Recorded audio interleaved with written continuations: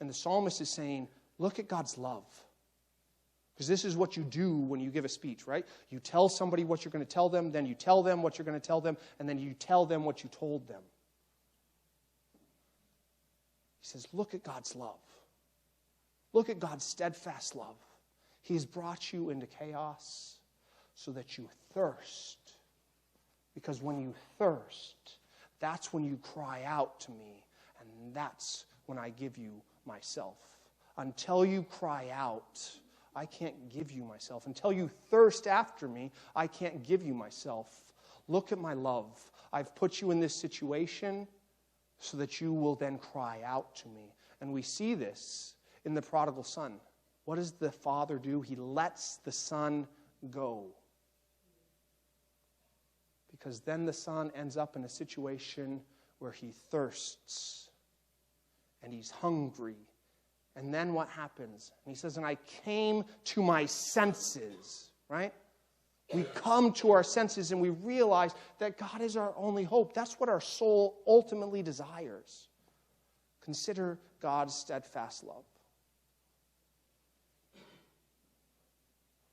And then you think to yourself, why? I still don't understand. I don't know how this ties in with your love. I can't see it. And I think about my boys when I'm parenting them. And I tell them to do something and they ask why.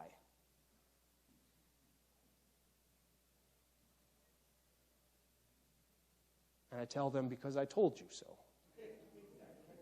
Because we don't have time to argue about this. You just need to obey. Right? I know why I'm doing it. I know why.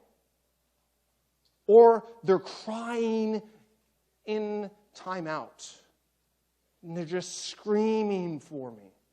And I shut out their cries. Why? Because I love them. Because they need to go through this so that they can be a good product for society in the future. Right? So that they don't just demand and complain and are spoiled brats. I want them to have a good life. Or they complain about something, and I think, why are you complaining about that? There's nothing here. You got a little scratch. You don't need a Band-Aid. And I tell them, no, you don't need a Band-Aid. And they cry, no! And God says, you don't need a Band-Aid. And you say, why? Why?